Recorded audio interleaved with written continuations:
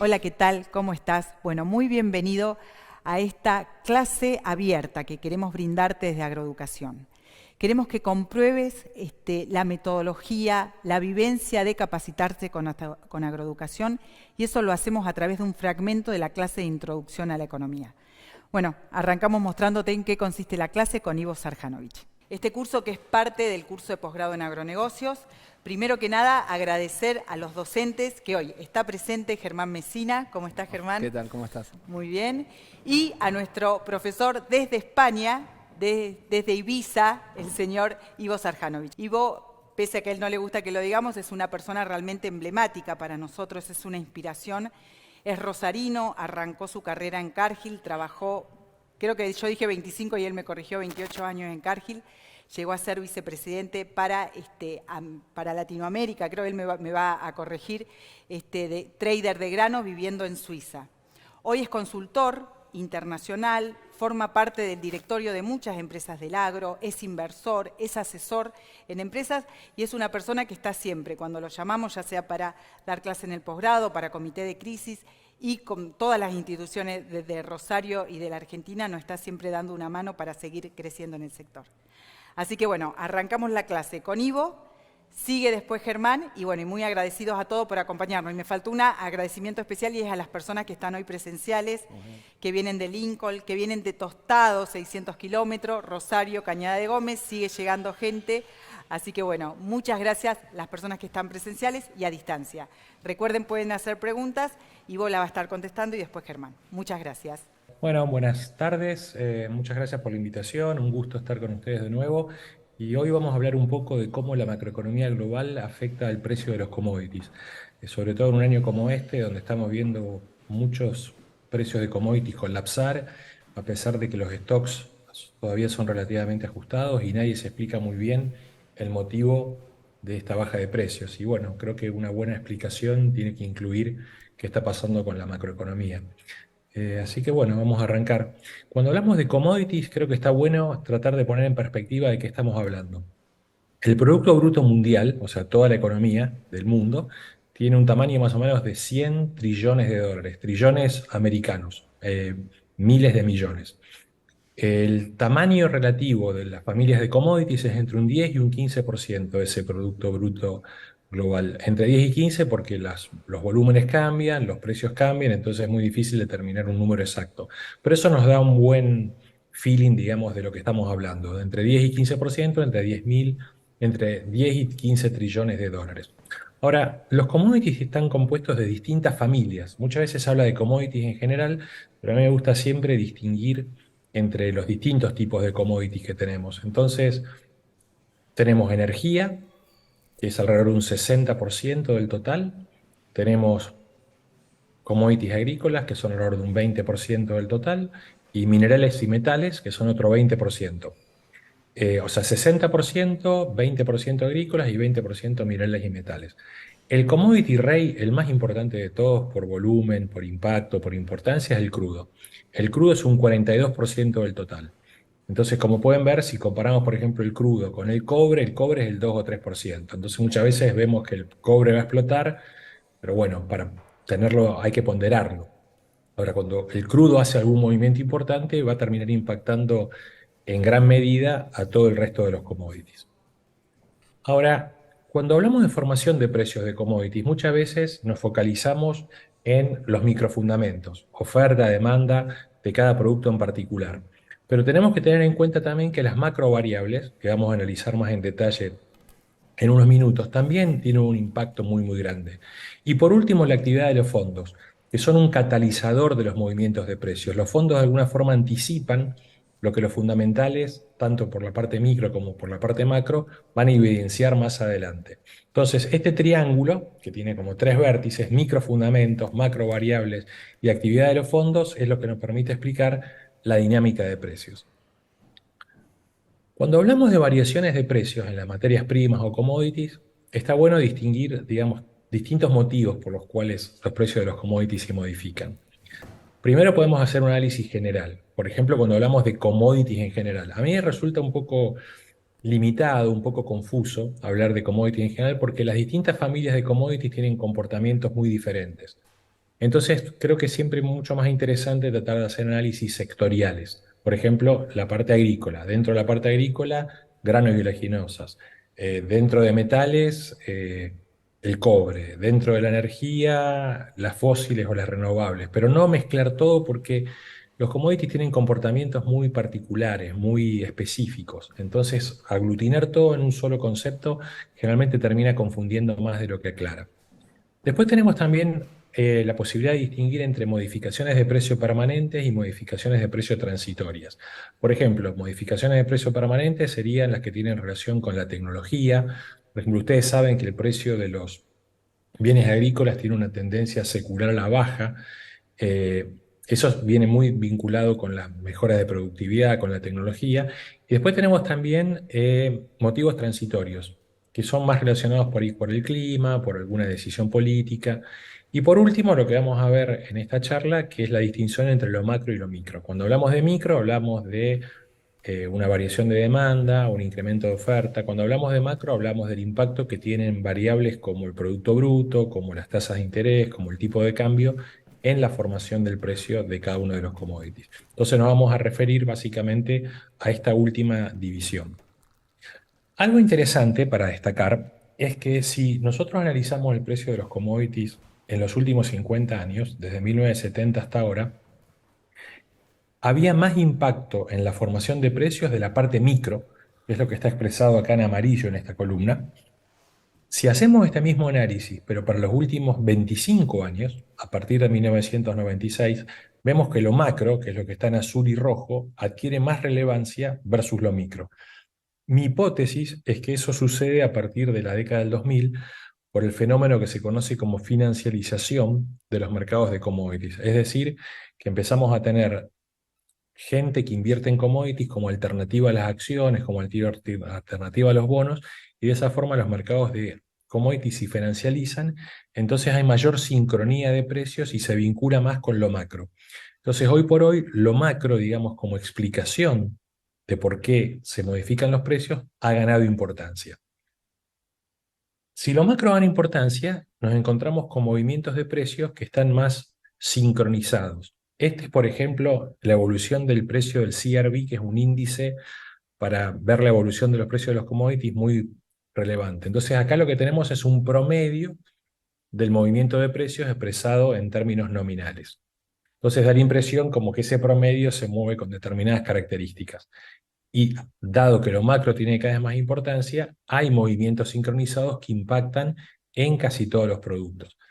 Habiendo dicho eso, hay que tener en cuenta que a pesar de que hay un impacto macro más importante, todavía hay una gran riqueza a nivel micro. Y como vemos acá, por ejemplo, esta es la performance de los distintos commodities desde enero del 2023 hasta ahora. Y vemos una gran modificaciones de precios relativos. Tenemos productos que han subido un 20% como el café, hasta productos que han bajado casi un 40% como el gas natural. Entonces, a pesar de que hay mayor sincronización, a pesar de que hay un impacto macro más importante, cada commodity en particular sigue teniendo una vida propia muy, muy rica. Entonces tenemos esa tensión entre lo macro que afecta a todos y lo micro que les da características muy particulares a cada uno de los commodities.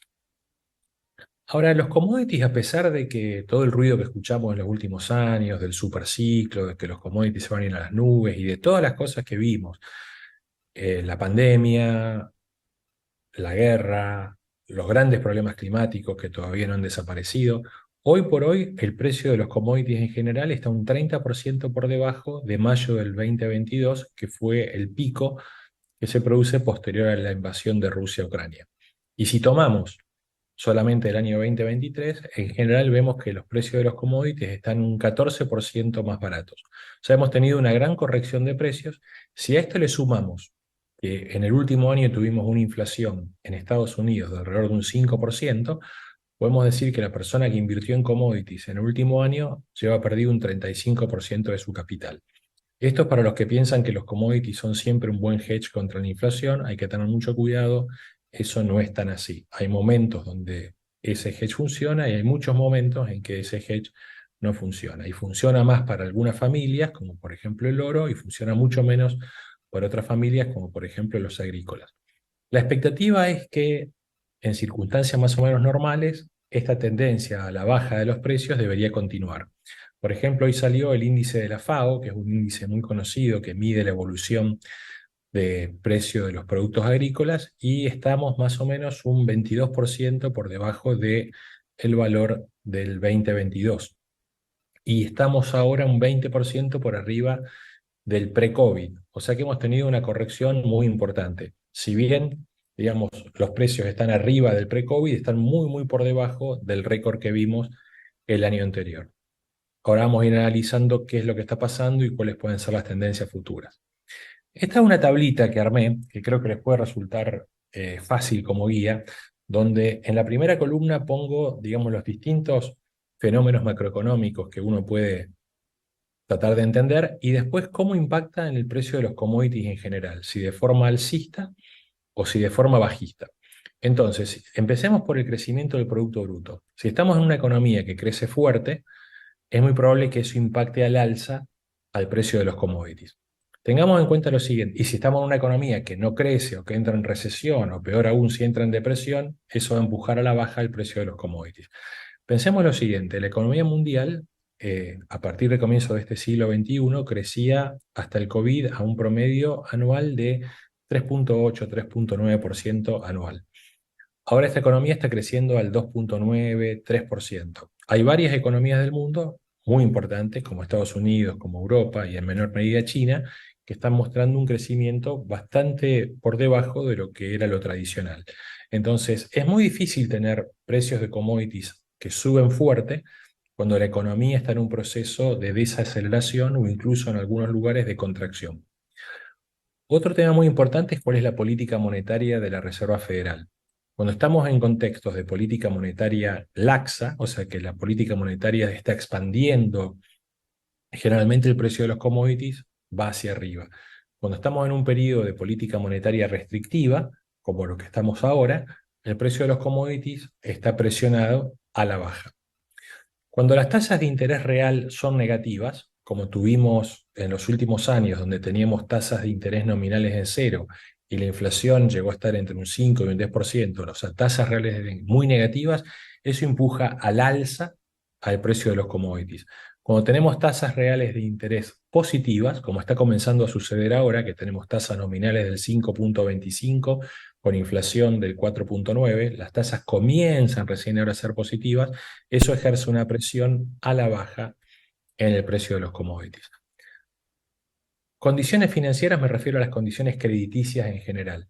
Cuando estamos con condiciones financieras holgadas, medidas por ese indicador que escribí ahí, que es el Goldman Sachs Financial Condition Index, cuando estamos en condiciones holgadas, los precios suben. Cuando estamos en condiciones ajustadas, como ahora, que hay restricción crediticia, los precios tienden a bajar. Después está el famoso tema del dólar como unidad de cuenta a nivel internacional medido por el índice DXY. Hay como una regla que dice que cuando el dólar a nivel internacional se debilita, los precios de los commodities suben. Cuando el precio del dólar a nivel internacional se fortalece, los commodities están bajo presión. Sin embargo, esa regla se ha roto en los últimos 2 años. ¿Por qué? Porque hemos tenido un dólar que se afirmaba con precios de commodities que subían, y ahora este año tenemos un dólar que se ha debilitado con precios de commodities a la baja. Hay gente que empieza a elaborar una hipótesis que dice que esa relación se rompió a partir de que Estados Unidos se convirtió en un exportador de energía. Estados Unidos fue tradicionalmente un importador de energía, pero a partir de fines del 2019 se convierte en un exportador estructural de energía. Eso quiere decir que si el precio de la energía sube, Estados Unidos va a fortalecer su moneda, entonces nos encontramos con precios que suben de commodities con un dólar fuerte, y si el precio de la energía bajara, los términos de intercambio para Estados Unidos serían peores, y eso forzaría el dólar a la baja. Esto está por verse, pero esto es interesante porque puede ser que se haya roto esa relación tan tradicional. Otra cosa a tener en cuenta, el índice DXY que mide el valor del dólar a nivel internacional es un índice muy limitado. ¿Por qué? Porque incluye la cotización del dólar contra el euro, contra el yen, contra la libra esterlina, contra la corona sueca, contra el dólar canadiense y contra el franco suizo. Muchas de esas monedas no tienen nada que ver con el mundo de los commodities, y menos con el mundo de los commodities agrícolas. Entonces, para que el panorama sea más completo, habría que complementar a ese indicador, sobre todo en el mundo agrícola, con qué es lo que está pasando entre el dólar y el yuan, la moneda china. Tengan en cuenta que China es el comprador de un tercio más o menos de todos los flujos internacionales agrícolas, y también qué está pasando entre el dólar y el real. Hoy Brasil es el gran supermercado agrícola del mundo, entonces no podemos obviar esas relaciones. Entonces, para los que les gusta mirar el tema del valor internacional del dólar, mi sugerencia es que vayan más allá del indicador del índice de DXY y lo complementen con el yuan y con el real.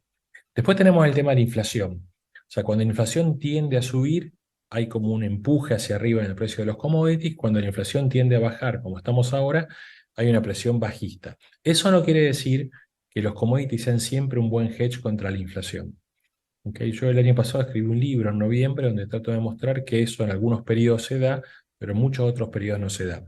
Y se da más en el caso del oro, en el caso del petróleo, y se da mucho menos en el caso de los metales y casi nada en el caso de los bienes agrícolas. O sea, los commodities, yo diría que en general no son un hedge tan seguro contra la inflación. Después tenemos el tema de la volatilidad, que se mide por el indicador VIX. Cuando la volatilidad, por cuestiones de riesgo, suponemos que hay un riesgo de una guerra o algún enfrentamiento así, la volatilidad esa sube, digamos, en general los precios de los commodities bajan. Cuando el mundo está un poco más tranquilo y el índice VIX baja, en general el precio de los commodities sube. Entonces, esas son las relaciones. Y último, si bien no es una variable macroeconómica, es un buen proxy de la macroeconomía, es el precio del petróleo. En general, cuando el precio del petróleo sube, el resto de los commodities acompañan, y cuando el precio del petróleo baja, el precio de los commodities está bajo presión. Hoy por hoy tenemos a nivel internacional un valor del crudo a niveles históricos medios. El valor histórico más alto del crudo fue en junio del año 2008, cuando el barril valía $140, que en moneda real de hoy son $210, y hoy tenemos un barril de $75, o sea que vale un tercio básicamente de ese valor. Para terminar, antes de pasar a las preguntas, este gráfico creo que les puede resultar interesante para tener en cuenta. Las dos economías más importantes que van a determinar qué pasa con el precio de los commodities son Estados Unidos y China. Entonces, cuando tenemos en Estados Unidos una situación de expansión, de liquidez, de bajas tasas de interés, eso se traduce en precios de commodities a la suba. Cuando tenemos en China una situación de mucho crecimiento, de que ese crecimiento se traduce en demanda de materias primas, eso también empuja hacia arriba el precio de los commodities. Entonces, cuando tenemos mucha liquidez en Estados Unidos y China creciendo, eso es muy alcista. Cuando tenemos poca liquidez en Estados Unidos y China no creciendo mucho, es un escenario bajista. Yo creo que estamos en un escenario más bien como ese en este momento. China, si bien después del COVID se proyecta que va a crecer este año alrededor de un 5%, tengan en cuenta que entre el año 2000 y el año 2020, China crecía a un 9% anual en promedio. Y ese crecimiento se puede traducir en un tercio del crecimiento mundial. China a partir de ahora no va a ser más esa gran locomotora, va a seguir siendo una economía muy influyente, es la segunda del mundo, pero va a crecer menos. Incluso algunos dicen que al final de la década va a crecer solamente un 3-4% anual. Tiene muchos problemas que podemos discutir más tarde, pero por ejemplo uno es el tema demográfico. Este año China hizo pico de población con 1.400 millones de personas y eso va a ir bajando en el futuro y eso tiene impacto. Entonces, China está como, digamos, va a ser muy importante, lógicamente, pero yo creo que no va a ser esa pimienta, digamos, que le agregaba todo el tiempo a los mercados. O sea que bueno, lo dejo aquí por ahora y espero, bueno, que este resumen haya servido como para entender un poquito mejor cómo impacta la macroeconomía en la formación de precios de los distintos commodities, y en las preguntas podemos ir a temas más específicos si quieren. Bueno, como te contaba, queríamos que veas cómo es nuestra metodología, cómo es que nosotros brindamos conocimiento a nuestros alumnos. La primera parte, estos 20 minutos, fueron teóricos. Ahora vamos a la parte más dinámica, más de cómo lo que incorporaste como conocimiento lo podés llevar a la práctica. Eso se hace a través de debate, de preguntas entre los docentes, los directores, los alumnos. Para nosotros es muy importante la participación de ustedes en cada una de las clases, con sus dudas o viendo cómo pueden proyectar los conocimientos que adquirieron. Así que esta segunda parte con las preguntas de Ivo. Y antes te vamos a pasar un videíto cortito en los que los directores de agroeducación te cuentan por qué hacer el posgrado. El poder está en vos, tu capacidad, tus ganas, tus sueños.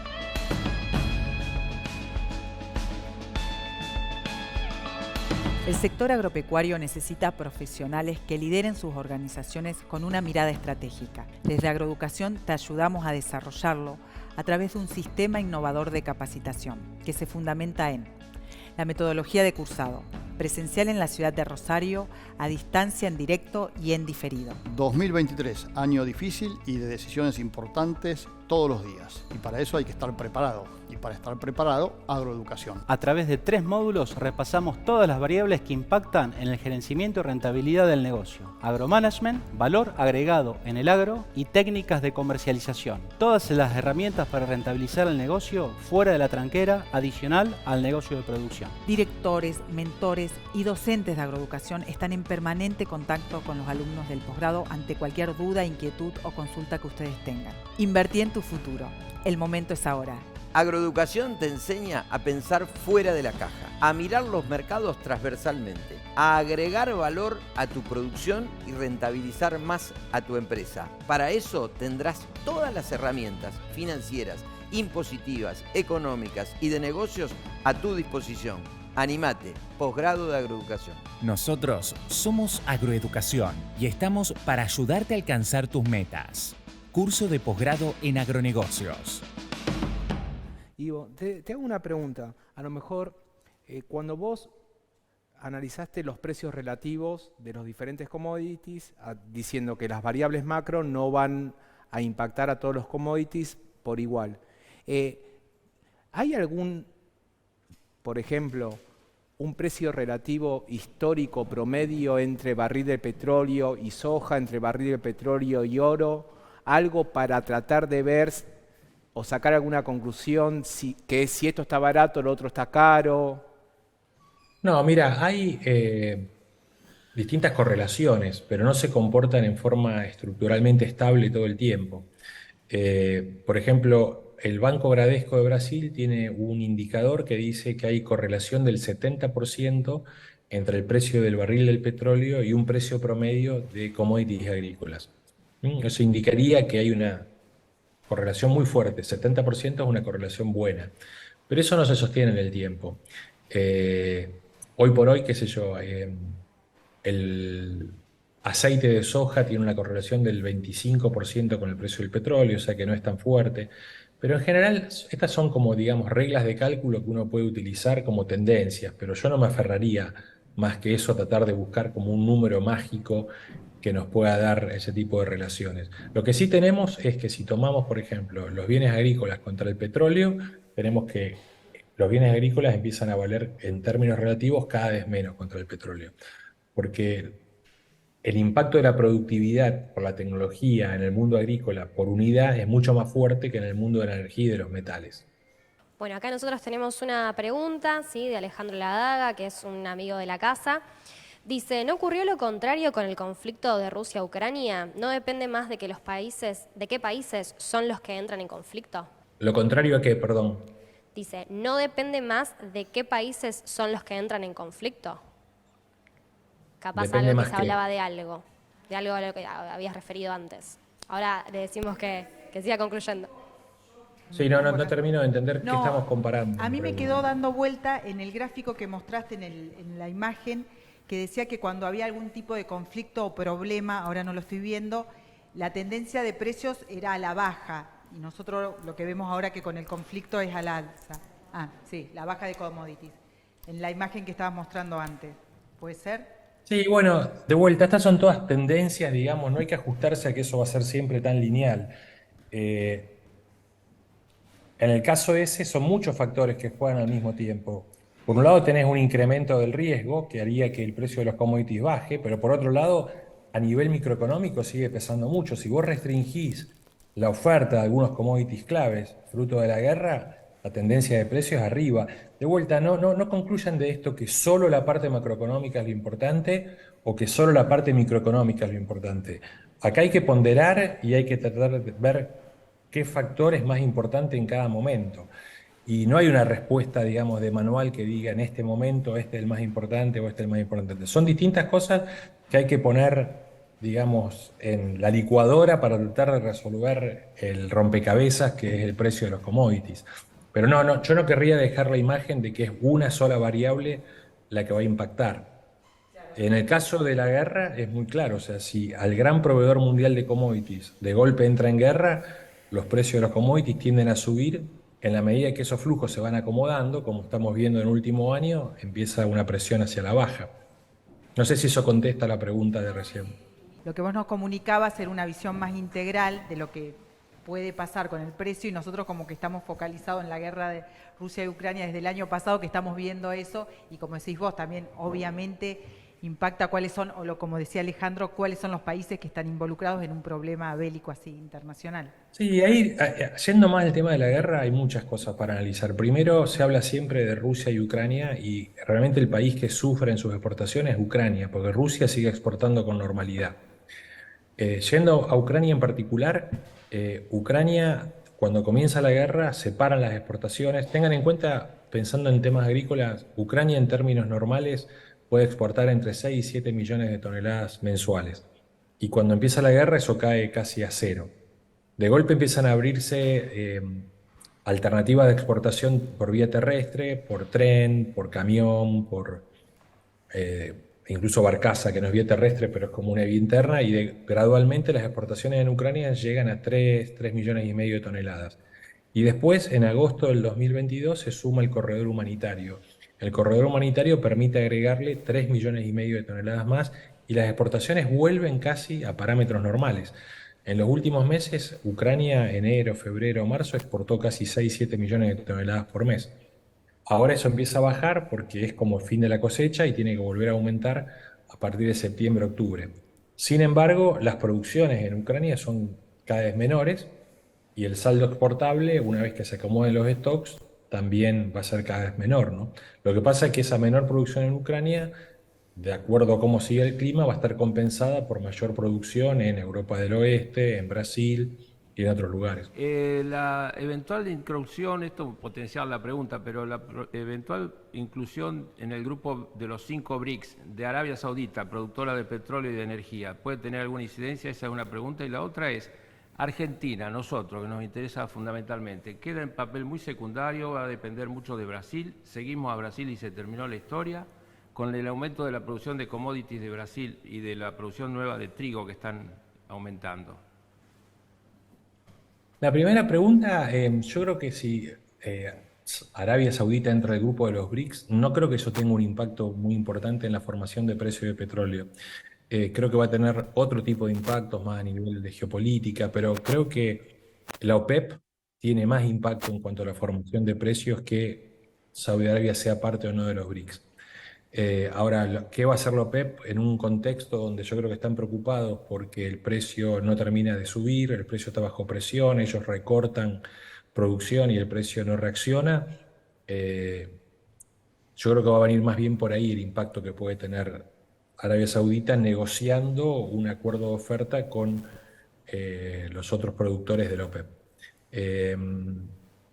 La segunda pregunta era Argentina. Bueno, Argentina, ha perdido, digamos, el tren comparado con Brasil, ¿no? Cualquier estadística de Brasil, comparando cómo evolucionó la producción en los últimos 20 años, Brasil multiplica por 2, por 3 y Argentina mucho menos.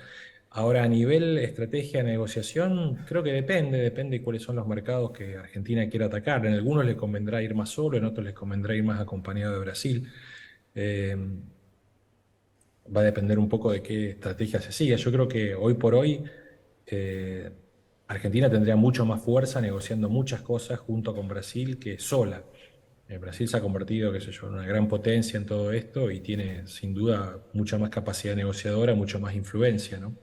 Pero por otro lado vamos a competir con Brasil en mercados muy parecidos también, o sea que es una relación que hay que manejar muy bien. Pero sí, en principio yo sería más favorable que Argentina negocie más cosas junto con Brasil que sola.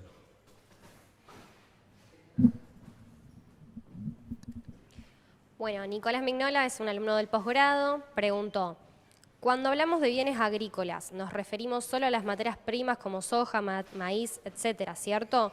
¿O también se incluye tecnología, maquinaria agrícola? No, cuando hablamos de commodities agrícolas estamos hablando de trigo, de maíz, soja, aceite, harina. No estamos hablando, si no, esos no serían, digamos, dentro de este análisis que estamos haciendo ahora, nos estamos limitando a analizar materias primas agrícolas. Ivo, una preguntita. Cuando vos hiciste el análisis de, bueno, los precios se están formando por variables macro, micro y fondos que están entrando en el mercado. Si tuvieras que aventurar una respuesta, ¿cuál de esas fuerzas te parece más relevante o que pueden explicar un poco más el precio? En definitiva, si los fondos que están entrando están ayudando a la transparencia del precio o le están dando un grado de volatilidad mayor que los fundamentos micro tendrían que estar expresando. Acá hay dos escuelas de pensamiento en ese debate. Están los que piensan que los fondos distorsionan los precios y están los que piensan que los fondos pueden afectar un poco los precios en el corto plazo, pero que no afectan los valores en el largo plazo. Yo pienso esta segunda alternativa. Yo no creo que los fondos tengan la capacidad de alterar la formación de precios en el largo plazo. Sobre todo cuando los mecanismos de delivery de los mercados de futuro funcionan bien, siempre hay convergencia entre el mundo físico y el mundo de derivados. Ahora, lo que sí tenemos que tener en cuenta es que el mundo de commodity es muy chiquito comparado con otros mercados. Por ejemplo, el mercado de acciones mundial es 100 trillones de dólares, el mercado de deuda mundial es 300 trillones de dólares. El mercado de commodities no debe llegar ni a 1 trillón. ¿Okay? Entonces, a veces cuando tenemos switch de portafolio del mundo financiero al mundo de commodity, en el corto plazo podemos tener algún tipo de distorsiones. Pero cuando viene la próxima posición de delivery, ahí sí o sí tenemos convergencia. Yo creo que lo que los fondos hacen es ser el catalizador de los movimientos de precio. El fondo muchas veces se da cuenta más rápido que los comerciales, tanto consumidores como productores, de hacia dónde va el precio y se mueve con anticipación, pero no tiene la fortaleza como para dominar el nivel de precio final. El nivel de precio final está determinado por los fundamentales. Bien. Muchas gracias. No hay por qué. Si no te molesta, te hago otra más. Dale. Bueno, hay un proceso inflacionario que está afectando al mundo. ¿Cuál sería, o si ves que puede haber algún impacto significativo en los costos americanos que pueda potenciar una disminución de oferta de ellos? ¿O va a ser totalmente insignificativo el impacto a lo mejor que puede llegar? En el corto plazo yo creo que la rentabilidad del productor en casi todo el mundo sigue siendo muy buena. Bueno, Argentina es un caso aparte, ¿no? Pero dejémoslo al margen porque es un problema autogenerado ese. A nivel de mercado yo creo que hay buena rentabilidad y aparte ha habido muy buena rentabilidad en los últimos 2 o 3 años, o sea que si en algún momento también esa rentabilidad se erosiona un poco, no creo que el productor reaccione contrayendo. Creo que estamos lejos todavía de eso. Tengan en cuenta que hoy por hoy los precios, si bien han bajado en el último año, siguen siendo precios históricamente altos y el precio de los fertilizantes también ha bajado. O sea que no, yo no creo que estemos cerca de un punto donde... De hecho, yo creo que si Estados Unidos, digamos, no tiene un problema climático, que eso todavía no lo sabemos, vamos a ver precios todavía más bajos. ¿El mercado inmobiliario de Estados Unidos tiene algo que ver en la relación con los fondos cuando invierten en commodities? Esta es una pregunta potencial, digamos. Si cuando hacen la parte de los fondos que gran importancia tienen en lo nuestro, tienen que ver cuando apuestan a un mercado u otro. Y lo otro es saber si lo que se potencializa como la lucha entre Estados Unidos y China, tienen alguna, usted dijo algo ya en su presentación, pero ¿tiene algún pronóstico o alguna posibilidad? Porque hay gente que vaticina un deterioro norteamericano y triunfo de China y la verdad que usted está en un mercado internacional que puede tener alguna información más de pronóstico más certero. La primera pregunta no sé si la entendí bien. Le voy a decir lo que yo entendí. Usted me pregunta si puede tener algún impacto en el mercado inmobiliario No. norteamericano, lo que hacen los fondos en los mercados de commodities. ¿Esa fue la pregunta? Sí, si varían, si el mismo mercado de inmobiliario tiene apuesta en el de mercado de commodities, los fondos. ¿El mercado inmobiliario de tierras o el mercado inmobiliario General, de...? de real estate americano, campos y propiedades. La verdad que no. En el tema del caso inmobiliario de campos diría que no. Primero, yo pienso que los fondos no distorsionan los precios de los fundamentales. ¿Ok? Entonces, si algo, sí creo que hay una correlación entre el valor de la tierra y el valor del precio de los commodities. Eso lo hemos visto en Estados Unidos, en Brasil, en Australia. O sea, en los últimos años el precio de la tierra ha subido en casi todos los grandes países productores, mucho, porque ha subido el precio de los commodities mucho. ¿Qué relación puede haber entre el valor de los commodities y el mercado inmobiliario de casas y oficinas en Estados Unidos? La verdad que no lo sé. Intuitivamente diría que no debe haber mucha, pero la verdad que no lo sé. Y la segunda pregunta, bueno, todo el mundo habla de que eventualmente puede haber un conflicto, que, o sea, China puede llegar a invadir Taiwán. Eso puede tener un impacto muy grande en la formación de precios de los commodities. Eh, Hay que ver cuáles van a ser las alianzas también, ¿no? O sea, por ejemplo, a mí me queda bien claro que China no se puede pelear con Estados Unidos y Brasil al mismo tiempo. Okay, China puede tener un problema con Estados Unidos, puede tener un problema con Brasil, pero no puede tener un problema con los dos al mismo tiempo porque tiene un problema serio de abastecimiento. Por otro lado, yo creo que China va a trabajar con stock estratégicos altos, ¿m? Ante cualquier eventualidad o un conflicto que le pueda desconectar, digamos, de algunos mercados. Entonces yo en general pienso que China tiene en este momento demanda del sector comercial o privado pobre. No creo que China esté muy activa en compras de soja, de maíz, de trigo, a menos que tenga problemas climáticos, pero la economía, digamos, china no se va a traducir en una fuerte demanda de esos productos, pero a nivel reservas estratégicas creo que China va a hacer todo lo posible para estar muy bien abastecido por si llega a haber algún tipo de conflicto que lo podría dejar vulnerable, ¿no? Ahora, si hubiera un conflicto de esa magnitud, yo creo que eso sería bastante bajista a commodities en general, porque llevaría a un parate importante de la economía mundial. Bien, ¿alguna pregunta más? Ivo, a Salvador, en todas las charlas que da una por mes, le pregunta cuánto va a ser el precio del dólar, así que a vos no te vamos a dejar afuera. No, él sabe más, Claro, ¿cómo ven los commodities? ¿Esperamos para vender? ¿Ves una perspectiva un poco más positiva? Teniendo en cuenta todas las variables que son muchas a nivel macro. No, bueno, en este momento creo que la gran incertidumbre de la parte agrícola es qué va a pasar con el clima de Estados Unidos. El planting arrancó súper bien, ahora está un poco seco. Pongámoslo en estos términos. Si Estados Unidos tiene cosechas normales porque el clima se comporta bien, creo que el precio de los commodities va a seguir bajando. Si hay problemas climáticos, dependerá de la magnitud del problema. Hoy tenemos tres fuerzas, digamos, que afectan la evolución del precio de los commodities agrícolas. Primero, la demanda está muy golpeada. Esta macroeconomía mundial que no termina de acomodarse y no tira, con tasas de interés que suben, con todavía inflación relativamente alta y con la perspectiva de que la Reserva Federal yo no creo que empiece a bajar las tasas en los próximos meses. Y algo no descartaría que como el mercado laboral sigue muy firme, la tasa vuelva a subir un poquito más. Creo que la economía a nivel mundial no va a ayudar del lado de la demanda al precio de los commodities. Incluso en algunos commodities en particular, relacionadas con el tema de la carne y todo eso, vemos demanda muy, muy golpeada. China en ese contexto, que hablaba antes, no creo que sea un factor alcista, va a ser más bien un factor probablemente bajista. Del lado de la oferta estamos viendo recomposición de stocks. Después de años que vimos, digamos, stocks muy, muy finitos, estamos empezando a ver recomposición de stocks, con el cosechón que está teniendo Brasil, con mejores cosechas en Europa, con la posibilidad de una recomposición también de cosechas en Estados Unidos. No me quiero imaginar lo que hubiera pasado a nivel precio si Argentina hubiera tenido una producción más normal. Los precios se hubieran hecho puré realmente. Y ahora, bueno, están en ese camino, pero cargando con la mochila argentina, ¿no?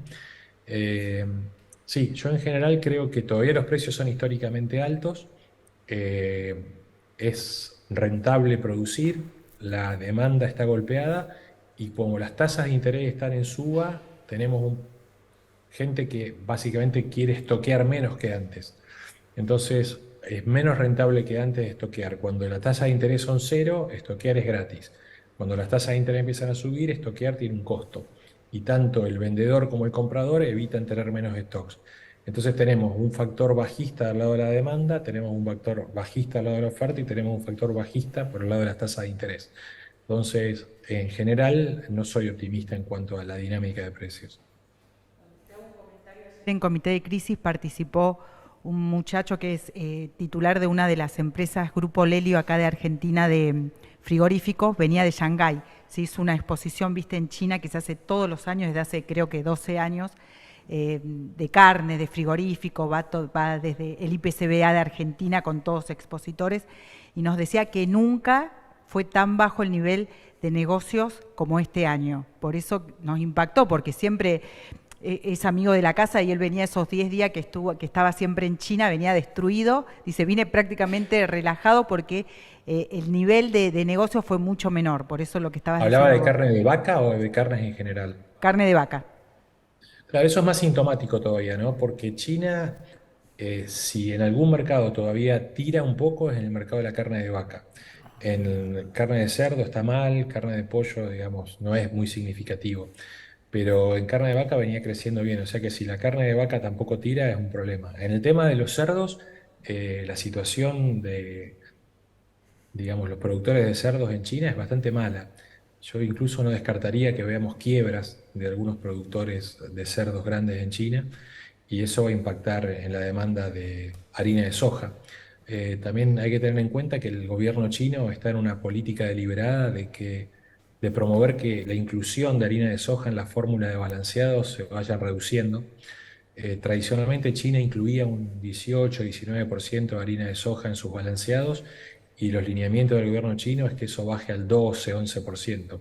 Hagan el cálculo de lo que significa un 6-7% menos al año en ese número y es muy, muy importante. Eso lleva a algunos analistas a pensar que a China le va a costar bastante comprar más de 100 millones de toneladas de soja en el futuro.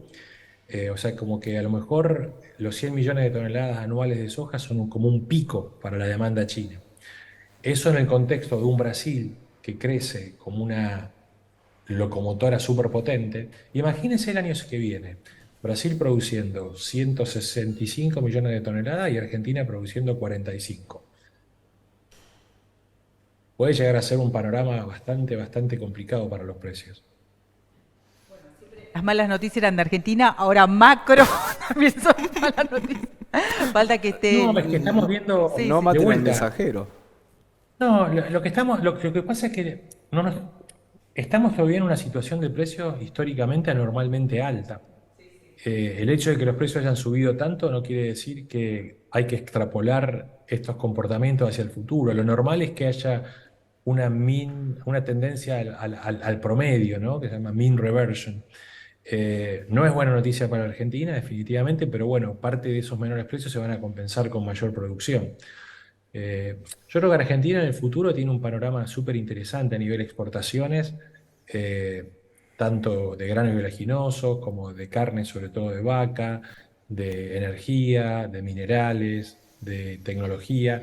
El gran problema de Argentina no creo que sea ese momento, es cómo llegamos a ese momento. O sea, llegar a ese momento abre muchos escenarios. Una es, ¿vamos a poder llegar o no?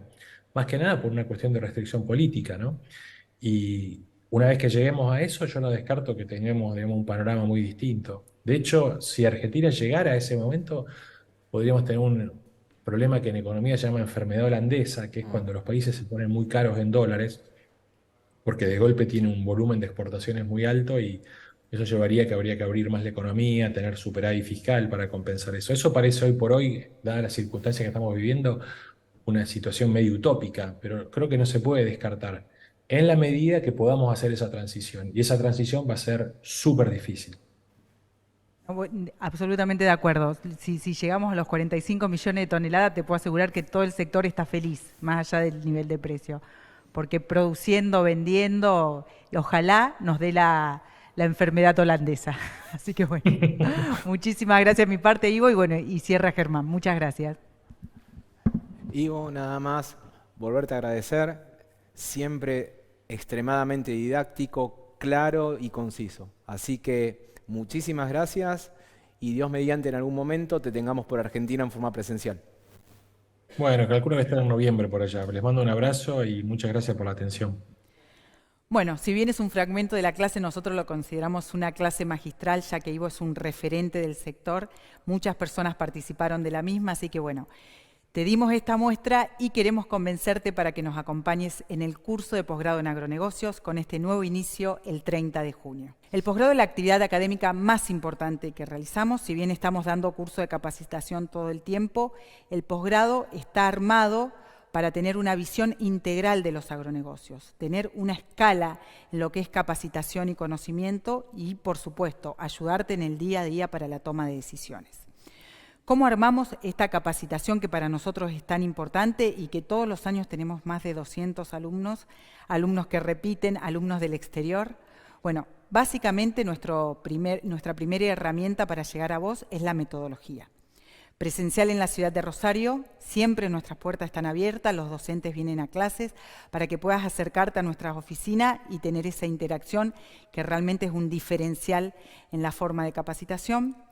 Pero hoy en día, por la distancia, todos nuestros alumnos prácticamente son del interior y muchos son del exterior, inclusive la metodología a distancia en directo es como estar en las oficinas, tenés el chat, tenés el WhatsApp, participás interactivamente. Y por supuesto para las personas que se le complican, en diferido. El mismo día de la clase tenés las clases grabadas por módulos, todo definido y seguís teniendo por supuesto la interrelación con los docentes, o sea que cuando quieras podés hacerle preguntas sobre esa clase. Inclusive hasta hay sistemas híbridos, hay gente que viene un rato a la clase o la toma un rato en directo y después lo sigue viendo o la repasa cuando quiera. Esta clase la di hace un mes atrás, pero la verdad que ahora me surgió una duda o tengo un negocio relacionado con ese tema y la vuelvo a ver. Tenés todas las clases grabadas por más de un año, hasta 4 meses posteriores a haber terminado el posgrado. Bueno, nuestros docentes, máximos referentes del sector, que comparten sus conocimientos y sobre todo su experiencia, porque están en el mercado día a día. Además de los docentes, por supuesto, los directores de agroeducación, que también los tenés todos los jueves en comité de crisis y la interrelación con webinars, con informes de mercados granarios. Siempre estamos conteniendo a todas tus inquietudes y todo lo que te esté pasando por el lado de las empresas que representás o en el crecimiento laboral que necesitas. Y por último, nuestra red de networking. Es muy importante un grupo de WhatsApp que formamos con los alumnos del posgrado en el que todos los días desde Agroeducación mandamos un audio. Son audios que ya están programados, los lunes tal, los martes tal, los miércoles tal, pero que la dinámica hace que, bueno, surge algún tema económico, inmediatamente nuestro referente, que es Fernando Vuelta en temas económicos, te está respondiendo. Salvador, con todo lo que está pasando en el mercado en tema económico, constantemente te está volcando información, como Antonio, como Gustavo, etcétera. Todo el mundo está conteniendo esos grupos y sobre todo con tu participación, porque esto es un 360. Todos los alumnos del posgrado son colegas que muchas veces o tienen más información que nosotros o están en temas específicos y están respondiendo a tus inquietudes. Y bueno, y por último, el costo, te repito, es anual, abonás ahora y el curso de posgrado es hasta junio del 2024. Podés hacerlo en 6 cuotas sin interés o podés pagarlo al contado en el que tenés casi un 50% de descuento. Cabe destacar que los alumnos que sean referenciados de empresas socias de agroeducación tienen un 10% de descuento, aquellos que sean más de 2 personas por empresa también un 10% de descuento y por supuesto los socios que forman parte de nuestra comunidad tienen media beca al posgrado. Así que bueno, con las puertas abiertas siempre hablamos entre nosotros que la gente se sigue volcando a agroeducación. Te repito, este año con más de 200 alumnos, arrancamos en abril, tenemos este nuevo inicio que sabemos, ya de hecho ya hay anotados, hay gente que se sigue sumando porque tiene esa visión. Hoy más que nunca necesitas estar capacitado y qué mejor lugar que acá, que en agroeducación. Te esperamos.